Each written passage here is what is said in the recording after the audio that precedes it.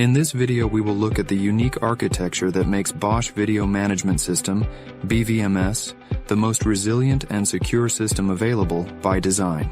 Bosch's BVMS system has key components: security cameras, iSCSI storage appliances, servers, workstations, all connected to a network. Let's jump right in. From the standpoint of live video viewing on a workstation using BVMS Operator Client, when the operator makes a request to see live video, the workstation checks its rights and privileges, permissions, based on the elements file that's transferred from the BVMS management server to the workstation when the operator initially logged on. So when this request is made, the workstation goes to the network, across to the appropriate camera, and then it makes a request of the camera for the video, and then the video travels back the other direction and pops up on the workstation so the operator can see the live video. The information never passes through the two servers for VRM or BVMS management. It goes directly from the camera to the network, to the workstation. If a request is made for playback of recorded information, the workstation goes to the network. It goes across the network. It communicates with VRM, which at that point goes back to the network, communicates with the iSCSI storage. The iSCSI storage then sends the information directly to the workstation. So the request of the VRM server is just that there is a table of the complete relationship of the video coming from the camera directly to the storage. The request for information is requesting database information in terms of which storage blocks the system needs to put together to send the requested video back to the workstation. So the video exists in the iSCSI storage. The database of where the video exists is in VRM. And so when a request is made, VRM says, okay, I'm going to put these blocks of video together from the storage, and it goes from the storage directly to the workstation, not through the VRM server, and the operator client plays it back. If for some reason the workstation cannot access the VRM, it's offline, or there's a network or other problem, the camera also maintains a shorter database of where it has stored video information. So if someone wants to play a camera back and for some reason the workstation cannot reach VRM, then the workstation can tell the camera to provide the information, and then the workstation makes a request to the camera. The camera then communicates with the storage and says send this video to the workstation, not requiring VRM to be online. The difference is, VRM gives you a complete database end-to-end of where all the information is stored. If we use the camera as the reference database, you may only have a couple of days worth of information on the camera because there's not enough memory in the camera for the file to exist in the size that it needs to be for the complete reference. So we could play the video back, but we can only have access to maybe 2 or 3 or 4 days of information, depending upon the capability of the camera. So the data from each camera has a block database from all of the iSCSI storage, and in that block database you have free blocks, meaning that when you install BVMS, you tell it how long you want to keep video. Once data is sent to the iSCSI storage, and let's just say, for example, that we have a 30-day minimum storage time, that block that we're talking about can't be re-accessed to put new information on or override the old information on the iSCSI. The system knows when that block is going to become free. So on the 31st day in this example, it unlocks the block, and that is now a free data file, where now the system can record new video. It also keeps a reference of the locked or used files that it can't overwrite until it reaches that minimum storage time. That's done by VRM. When a request for playback is made, it references the database of where the blocks are, and if they're locked or unlocked, and it puts that information together and sends it to the operator client workstation for viewing. You never know exactly where the information is stored from the standpoint of the system. In most competitive NVR-based systems, a folder is created for each camera. Let's just say for that day. And it fills that folder up and then a new folder is created. This is how a traditional Windows-based NVR works. It fills that folder up and it goes to the next folder, and it continues that creation. So you could actually open that folder in those competitive NVR-based systems and then look at the time and date of the file when it was opened and started, and the time and date of when that file was closed. It will tell you that that information in that folder is from that camera for that period of time, which is a risk. Now surely there's security measures in place that will make it so that these folders cannot be deleted. But in theory, you could access this information, and you could do something with it. In a Bosch VRM with iSCSI video system, each one of these little areas is an iSCSI device. All the information comes to the iSCSI, and if there are 3 iSCSI devices, it breaks them down into 1 gigabyte blocks. When VRM is looking at this block database, it knows that this camera is recorded to this little block here, and this little block over here, and this block here, and this block here, and this block here. So there's no way to go in and see the contents of the blocks. Since those are common Windows-based NVR systems, they create folders which are indexed. In Bosch's VRM, there is no indexing. So if you were to look at these using a Windows search mechanism, File Explorer, it will give you what looks to be an empty drive. It says, okay, here's this block of storage, and it is X amount of storage, but it has no usable reference to any of this video information associated with these blocks. The block has lots of little sections which make the VRM be able to know what those blocks are. There's a header, there's a data file, there's some other information associated with it, and that's the magic of VRM. So no one can delete this folder and delete video data because there's no one single place that the information exists. It's distributed. VRM has a database of these blocks and knows when they're free or they're used or they're locked. The next thing VRM does is it sends to the camera what's called a block list, and that block list is generated and sent to the camera based on the downtime data.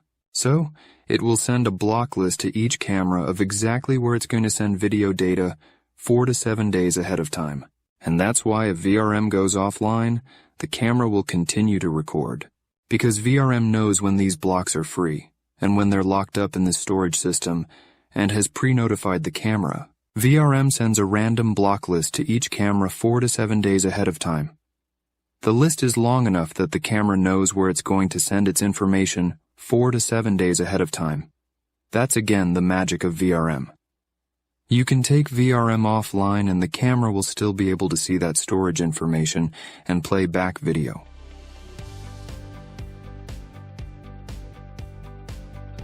Each VRM can manage 4 petabytes of storage. So, if we have one system that has 8 petabytes, we would need 2 VRMs to manage each set of 4 petabytes. And when you do that, you assign each camera to a specific VRM and assign the storage to the VRM. These are 2 separate iSCSI pools, but in the end, VRM knows those available pools where the storage and the cameras are grouped together. There are other design criteria that you have to consider, and that is the amount of data throughput that the controllers on the iSCSI devices can handle. So if I'm using a Bosch all-in-one appliance, a DVAR IP7000 for example, it can handle a given maximum bitrate through the controller in that device. When we talk about having cameras that are 1080p, 5 megapixel, 12 or 8 megapixel, or even higher resolutions like the panoramic cameras, and you have a real-time video at 30 images per second, your bitrate will get to be too high and you may have to separate the system out a little bit. If we use a DVAR IP unit, we're limited to that controller's data throughput capabilities. But if we use a Bosch NetApp storage appliance, you can get it with a single controller or with a dual controller, and depending upon the level of resilience that you want, you can get more cameras to send data to the iSCSI. Plus, the Bosch NetApp controllers have a higher data throughput capacity than a DVAR IP, which makes them a really nice design option. One other consideration, especially in systems that require extreme reliability, is to spread the bitrate across multiple NetApp storage appliances.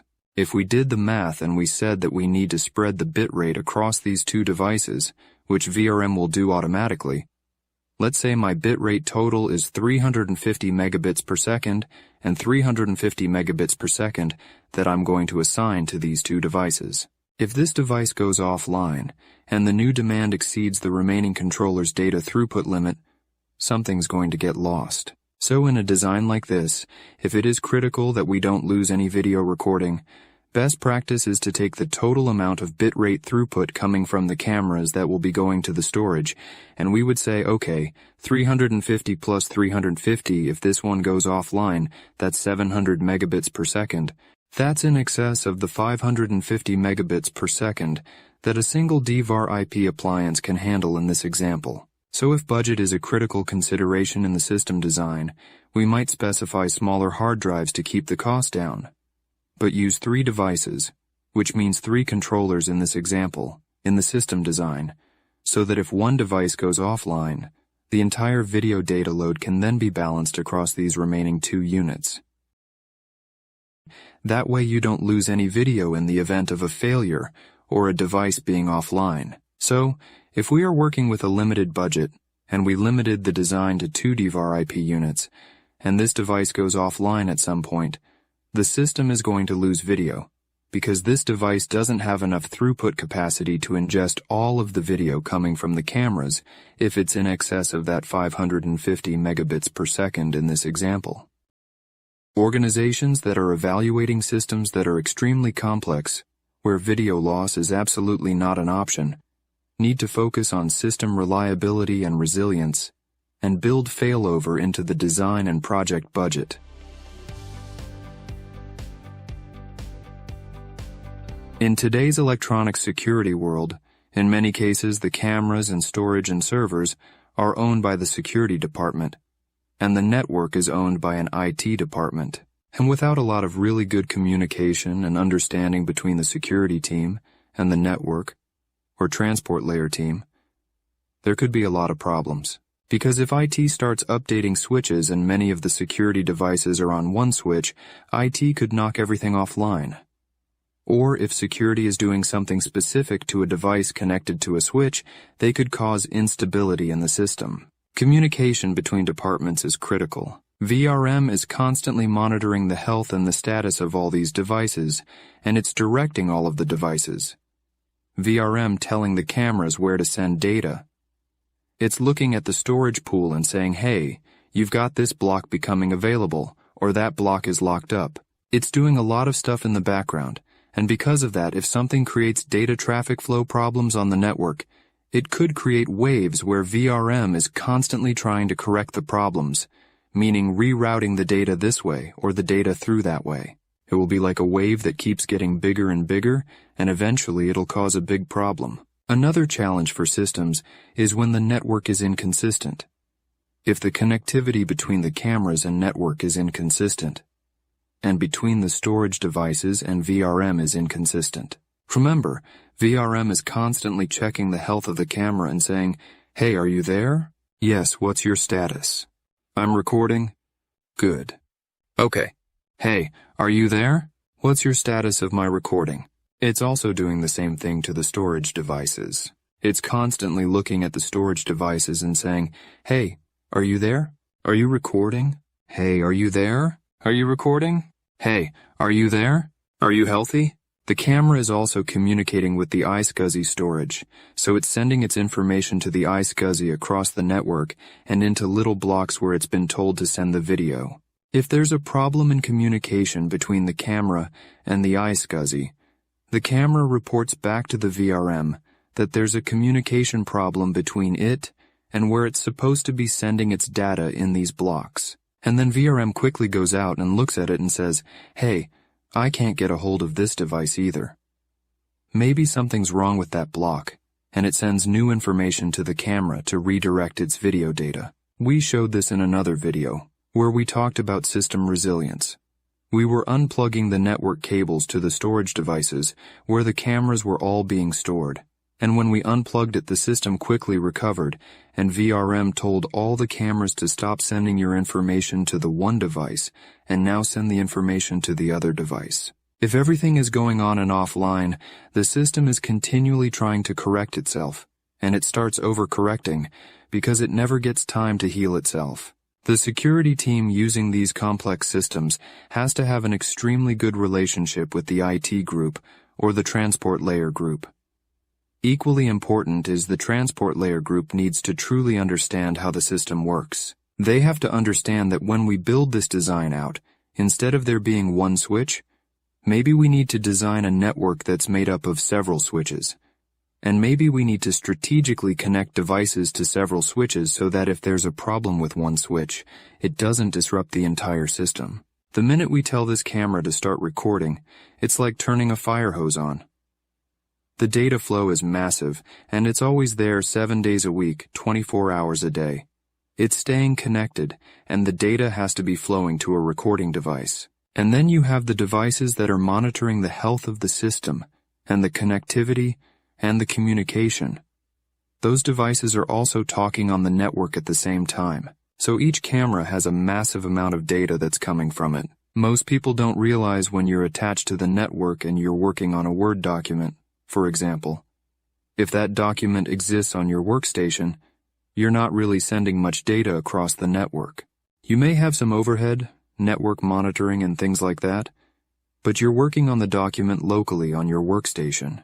When you save it and you're saving it over here to a centralized storage device, now you're sending that document over the network. In a surveillance system, you're using bandwidth on the network all the time.